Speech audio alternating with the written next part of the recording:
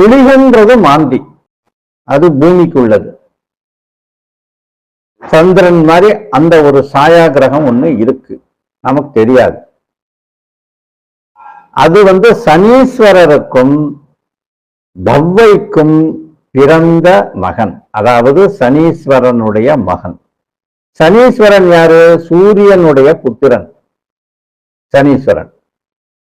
இந்த காலன் அப்படின்னு சொல்லக்கூடிய அந்த குளிகன் சூரியனுடைய உபகோளம். சூரியன்றது அப்ப ஒரு கிரகம்னு ஆயிப்போச்சா? இதைத்தான் சாஸ்திரம் சொல்லுது. சூரியனை நம்ம சயின்ஸ் என்ன சொல்லுது? நட்சத்திரம்னு. ஆனா சூரியன் ஒரு உபகோள், அது ராஜகோள், மற்ற கோள்களை கட்டுப்படுத்தக்கூடிய ஒரு கோள்.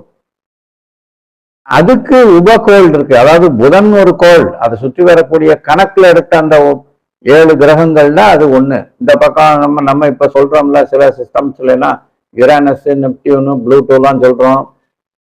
இன்னும் கூட சொல்றாங்க இந்த ஜூபிட்டருக்கு 16 நிலவு இருக்குன்றாங்க. அதெல்லாம் உண்மையா பொய்யான்னு தெரியல. அப்படி நிறைய விஷயம்.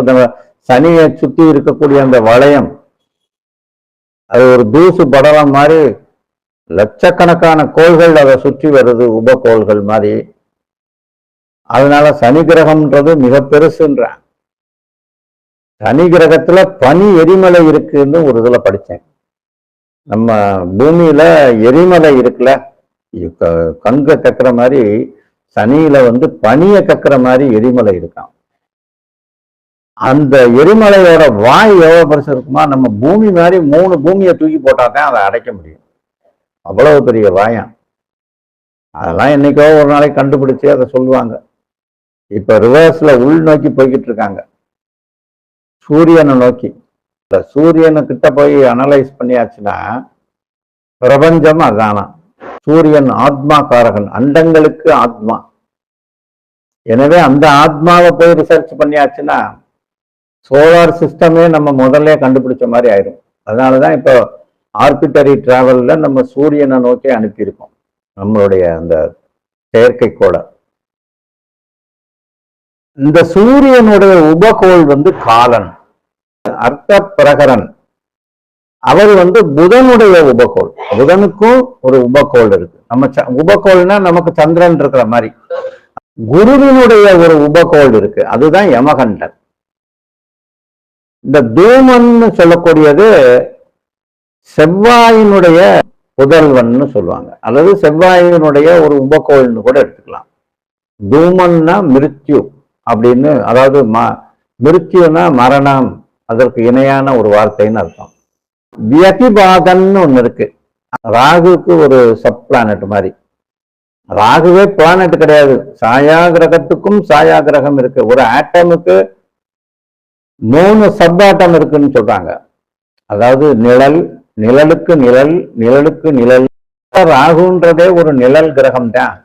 அந்த நிழலுக்கு ஒரு நிழல், அதனால புதல்வன்னு நம்ம ஒரு வார்த்தையில சொல்றோம்.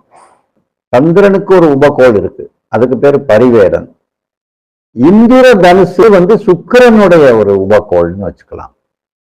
தூமகேது அப்படின்னு ஒரு குளிகன் ஒண்ணு இருக்கு, அது கேதுவோட சப் பிளானட், அல்லது கேதுவோட ஒரு ஷேடோ பிளானட், அல்லது கேதுவோட புதல்வன், எப்படி வேணா வச்சுக்கலாம்.